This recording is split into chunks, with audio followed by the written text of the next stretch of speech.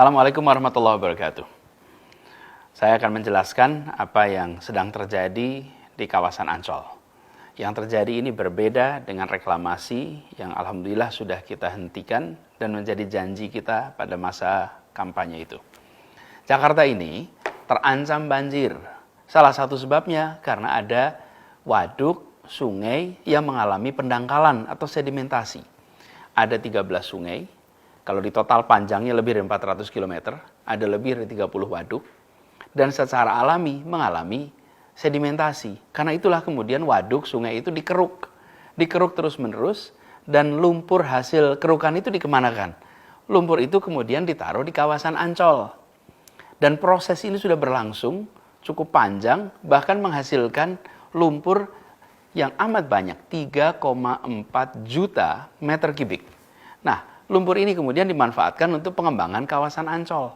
Jadi ini adalah sebuah kegiatan untuk melindungi warga Jakarta dari bencana banjir. Ini berbeda dengan proyek reklamasi yang sudah dihentikan itu. Itu bukan proyek untuk melindungi warga Jakarta dari bencana apapun. Di sana ada pihak swasta berencana membuat kawasan komersial, membutuhkan lahan, lalu membuat daratan, membuat reklamasi.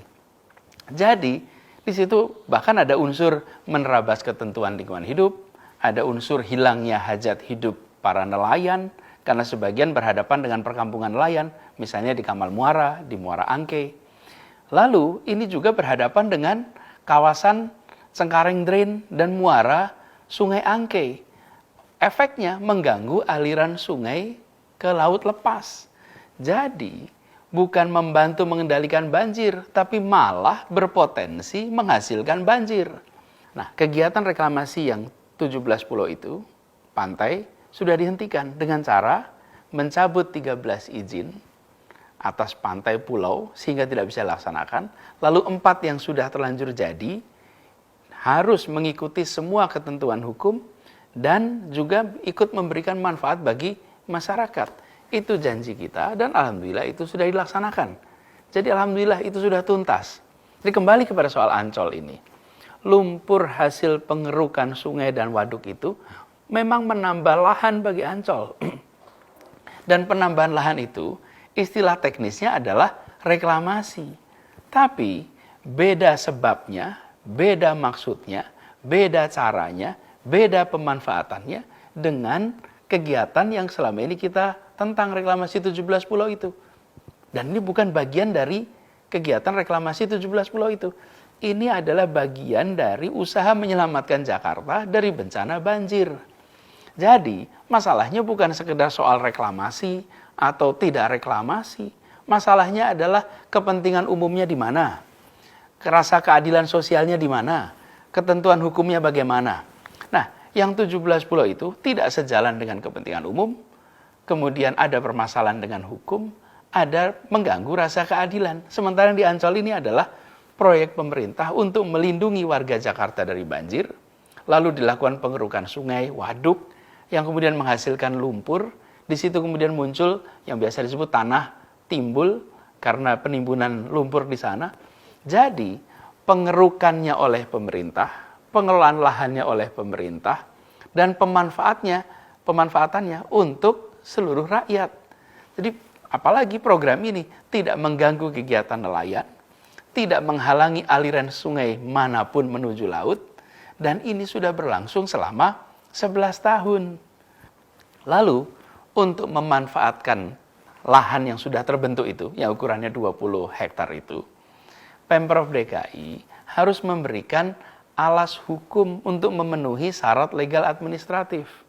Untuk itulah kemudian keputusan Gubernur nomor 237 2020 dikeluarkan sehingga tanah itu bisa dimanfaatkan dan bisa dimanfaatkan segera untuk kepentingan publik.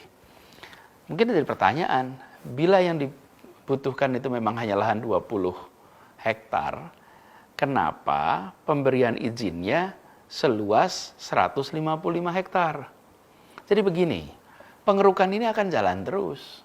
Pengerukan sungai, waduk, bahkan ke depan penggalian terowongan MRT, tanahnya pun akan ditimbun di tempat ini. Karena itulah ada kajiannya, dan dari hasil kajian AMDAL, lokasi yang dibutuhkan adalah sebesar 155 hektar. 120 hektar di sisi timur, 35 hektar di sisi barat. Yang juga disediakan kawasan yang nanti akan bersebelahan dengan stasiun MRT di Ancol. Jadi, apa yang dikerjakan oleh Pemprov DKI Jakarta, kemudian BUMD milik Pemprov DKI Jakarta, dalam hal ini adalah pembangunan Jaya Ancol, adalah untuk melindungi warga Jakarta dari bahaya banjir.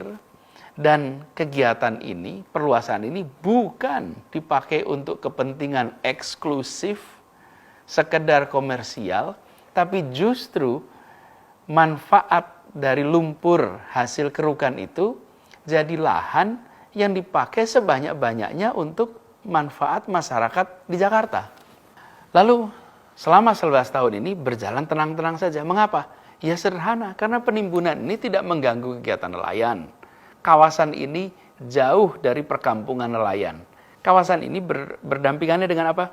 Berdampingan dengan kawasan industri Ancol, dengan pelabuhan Tanjung Priuk, dengan daerah pantai Taman Impian Jaya Ancol. Dan terkait lingkungan hidup, pihak Ancol diwajibkan untuk melakukan AMDAL dan semua kewajiban turunannya. Karena itu saya tegaskan bahwa pelaksanaan pengembangan kawasan Ancol ini memang bukan bagian dari proyek reklamasi yang bermasalah itu.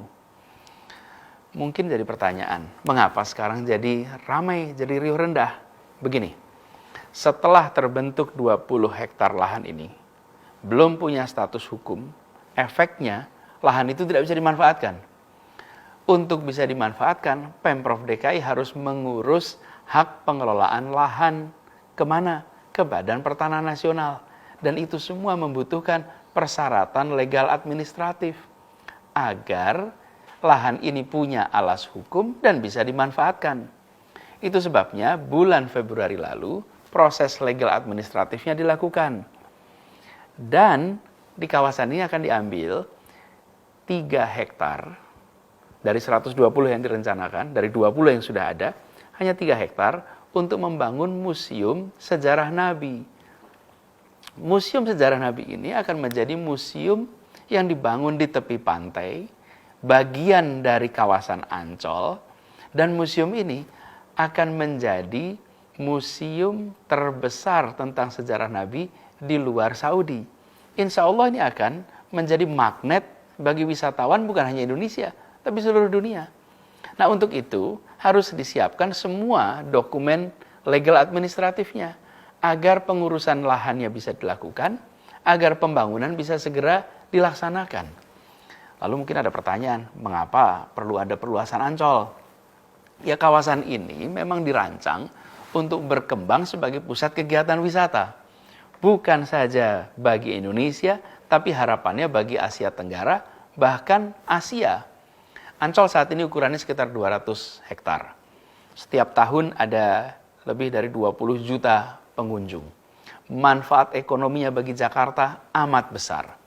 Jadi, lahan yang sekarang terbentuk akan dimanfaatkan untuk pengembangan, dirasakan manfaatnya bagi masyarakat luas, dan bukan cuma untuk museum sejarah Nabi, tapi ini menjadi kawasan pantai terbuka untuk masyarakat, dan kita ingin kawasan Ancol ini menjadi yang terbesar dan yang terbaik sebagai kawasan liburan di Asia. Jadi, dikeluarkannya Kegub ini untuk memanfaatkan lahan yang sudah dikerjakan selama 11 tahun dan sama sekali tidak mengingkari janji. Justru ini menjadi pelengkap bahwa kita memang mengedepankan kepentingan umum, mengedepankan ketentuan hukum, mengedepankan keadilan sosial. Proses pembangunannya pun tidak merugikan nelayan. Dan kawasan ini terbentuk dari lumpur hasil pengerukan sungai untuk mencegah banjir. Jadi semuanya mengikuti ketentuan hukum yang ada. Dan pelaksananya pun adalah BUMD milik Pemprov DKI Jakarta yang harus mentaati semua ketentuan hukum termasuk ketentuan AMDAL. Lalu nantinya menjadi pantai yang terbuka untuk rakyat, kawasan liburan bagi semua. Dan insya Allah bisa menjadi pusat liburan bagi masyarakat Indonesia, bahkan Asia Tenggara. Jadi ini penjelasan saya terkait dengan kegiatan yang sedang berlangsung di Ancol. Sekali lagi saya tegaskan, insya Allah semua janji itu telah dan akan terus dilaksanakan. Semua ikhtiar dilakukan untuk melaksanakan amanah ini dengan sebaik-baiknya. Sambil selalu berdoa kepada Allah Subhanahu wa taala, semoga selalu diberikan petunjuk, selalu dibukakan jalan-jalan yang lempang. Dan saya berharap dari semua, mohon doakan agar bisa amanah dalam menjalankan tugas ini. Terima kasih. Semoga Allah Subhanahu wa taala merahmati kota Jakarta dan Allah Subhanahu wa taala melindungi kita semua. Assalamualaikum warahmatullahi wabarakatuh.